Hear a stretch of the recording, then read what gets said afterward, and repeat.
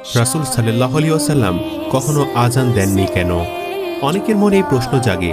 রাসূলুল্লাহ সাল্লাল্লাহু আলাইহি ওয়াসাল্লাম নামাজের জন্য আজান দিতে বলেছেন, কিন্তু তিনি কেন কখনো আজান দেননি? চলুন জেনে নেওয়া যাক এর মূল কারণ। একদিন আল্লাহর রাসূল সাল্লাল্লাহু আলাইহি ওয়াসাল্লাম সাহাবীদেরকে বললেন, সবাইকে কিভাবে নামাজের জন্য আহ্বান করা যায়। একজন সাহাবী বললেন, হে রাসূলুল্লাহ সাল্লাল্লাহু আলাইহি ওয়াসাল্লাম, আমরা ঢোল বাজিয়ে সবাইকে নামাজের জন্য ডাকতে পারি, তখন ঢোল নিষিদ্ধ হয়নি। আরেকজন বললেন, আগুন জ্বালিয়ে এটা করা যায়, মানুষ আগুনের ধোঁয়া দেখে বুঝবে নামাজের জন্য ডাকছে। আরেকজন বললেন, সিংহা ফুৎকারে সবাইকে ডাকা যায়।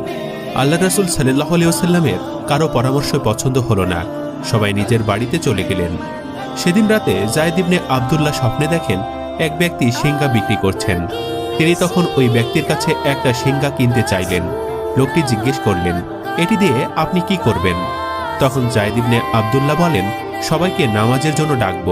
সিংহা বিক্রেতা তখন বললেন, আমি এমন কিছু বাক্য শিখিয়ে দেব যার দ্বারা আপনি সবাইকে নামাজের জন্য ডাকতে পারেন।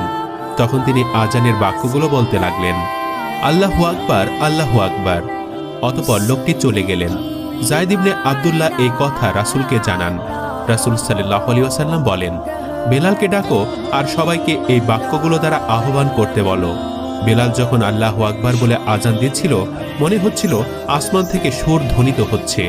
তখন ওমর রাদিয়াল্লাহু তাআলা আনহু দৌড়ে এসে বললেন, এই বাক্যগুলো আমি কাল রাতে স্বপ্নে দেখি। মানে উনি সহ আরো 14 জন সাহাবী একই স্বপ্ন দেখেন। আল্লাহ রাসূল সাল্লাল্লাহু আলাইহি ওয়াসাল্লাম বলেন, ওই লোকটা যে কেউ ছিলেন না, উনি জিবরাইল আলাইহিস সালাম ছিলেন। এই বাক্যগুলো আল্লাহ পাক আমাদের শিখিয়ে দিয়েছেন সালাতের আহ্বান করার জন্য। আল্লাহ রাসূল কেন কখনো আজান দেননি? আল্লাহ রাসূল যখন কিছু করতে বলেন আমাদের জন্য তখন তা অত্যাবশ্যক হয়ে যায়। আল্লাহ রাসূল সাল্লাল্লাহু আলাইহি সাল্লাম যদি আজান দিতেন, তবে সেখানে তিনি বলতেন, হাইয়া আলাস সালাহ, অর্থাৎ নামাজের জন্য এসো। তখন যদি কেউ এই আহ্বান শুনে মসজিদে না গিয়ে ঘরে নামাজ আদায় করে, তবে সে কবিরা গুনাহে লিপ্ত হবে। আবার আজানে বলা হয়, আশহাদু আন্না মুহাম্মাদুর রাসূলুল্লাহ, অর্থাৎ আমি সাক্ষ্য দিচ্ছি যে মুহাম্মদ সাল্লাল্লাহু আলাইহি ওয়াসাল্লাম আল্লাহর রাসূল। এক্ষেত্রে উনি নিজেই নিজের সাক্ষ্য দিবেন কিভাবে? ওনার এই সাক্ষ্যদানে হয়তো অনেকে ভাবত যে উনি হয়তো অন্য কোনো রাসূলের কথা বলছেন।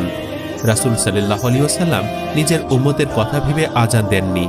কোন কোন মুহাদ্দিস বলেছেন, রাসূলুল্লাহ সাল্লাল্লাহু আলাইহি ওয়াসাল্লাম বলেছেন, ইমাম হলেন দায়িত্ব গ্রহণকারী আর মুয়াজ্জিন হলেন সংরক্ষক। মুসনাদে আহমদ। এই হাদিস দ্বারা বোঝা যায় ইমাম ও মুয়াজ্জিনের দায়িত্ব ভিন্ন ভিন্ন। যেহেতু মুহাম্মদ সাল্লাল্লাহু আলাইহি সাল্লাম ইমামতি করতেন, তাই তিনি আজান দিতেন না। তাছাড়া ইমামতির দায়িত্ব মুসলিম উম্মার অভিভাবক হিসাবে তার জন্য নির্ধারিত ছিল। একই কারণে হযরত খেলাফায়ে রাশিদিন রাদিয়াল্লাহু তাআলা আনহু সহ ইসলামের ইতিহাসের শ্রেষ্ঠ মনীষী ও রাষ্ট্রনেতারা আজান দেননি, কিন্তু তারা ইমামতি করেছেন।